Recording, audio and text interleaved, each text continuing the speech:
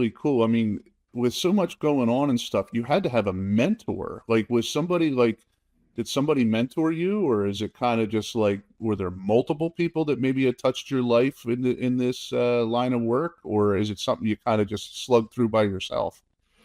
I wouldn't say in my particular line of work, but I definitely have had several mentors. I've been fortunate to be around some amazing entrepreneurs over the couple of decades I've been at this. Some of them, one in particular is worth over $300 million. He's in real estate, and he owns a couple of very large hotels. Um, and I've learned a lot from him. Another who was not as accomplished, but what he lacked in financial accomplishment, he definitely made up for in chutzpah and in just being a genuine person and teaching me um, the ABCs, one, two, threes of entrepreneurship and integrity. And just in dealing with some of my clients, many of them I've learned lots from. I've got some amazing clients that have done some amazing things, and I, like a sponge, anytime I'm near the water of entrepreneurship, I try to soak up as much as I can. So do you find that in your line of work though, there's a lot of competition, and if so, what makes you kind of like really stand out? Yeah, I mean, I I was on TikTok yesterday, and I just searched digital marketing, and I mean, it was just an endless stream of 19 and 20-year-olds saying that they're in digital marketing and they're making $50,000 a month, right?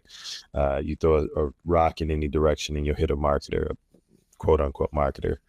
So there's tons of competition because of the nature of my business. Really, all you need is an internet connection and a laptop and a camera, and you can make all kinds of claims, whether they're true or not.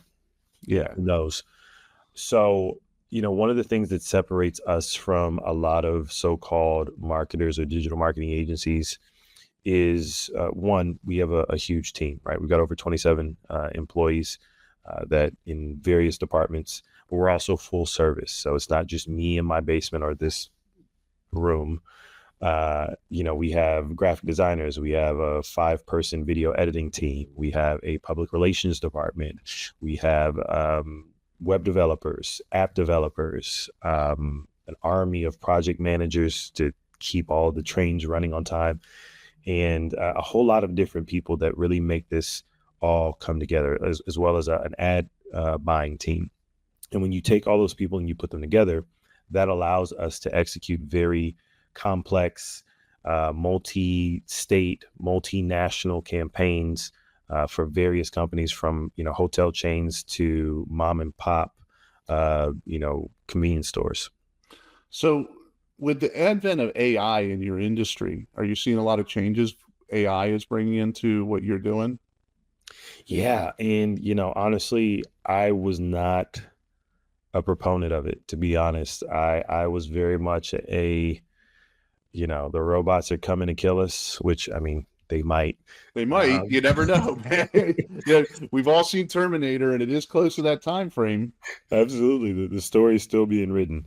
Um, but the genie's out of the bottle, and it's not going back in. So we have figured out how to incorporate those things. So at every level of my business, we have incorporated various elements of AI to make us stronger, faster, smarter. But more importantly, we've seen a lot of change in the deployment of AI that's customer facing, both for us to our customers and clients, but also from us creating things for our clients for that to be customer facing for them. And it's it's an exciting time. It's never been easier for an entrepreneur to deploy things in completely and utterly revolutionize their business. Right. So, is there any difficulties with AI coming into it? Do you see that there's maybe a cutback in a certain type of work, but another type of work will pick up because of AI? Or how do you see, the negative part of AI coming into play?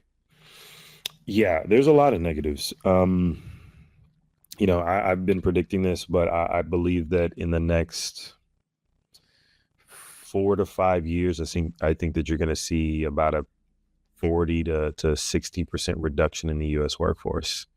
I believe that the vast majority of soft skill jobs are going to evaporate.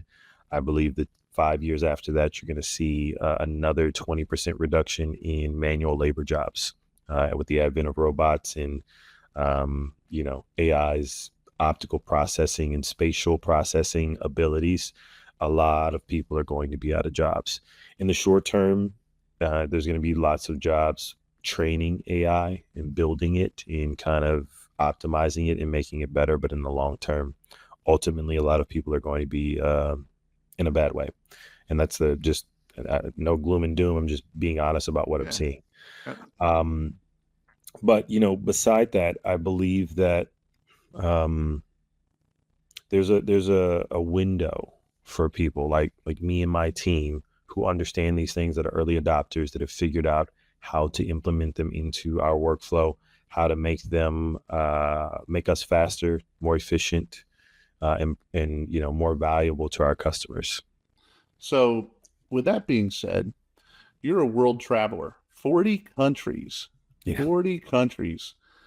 What did you just get the travel bug? Or, I mean, 40 countries is a lot. Most people haven't even been to 40 states in the United States, let alone 40 countries.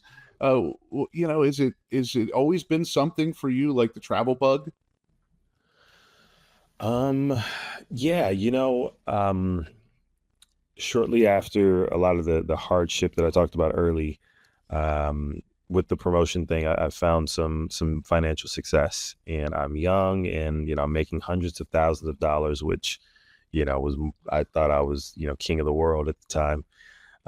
So I spent money really quick and real fast, and a lot of that went to travel. I got my passport, and I want to say that the thing that really got me into it is the fact that I lived in San Diego, and the great thing about San Diego is it's like 20 minutes to get to Mexico.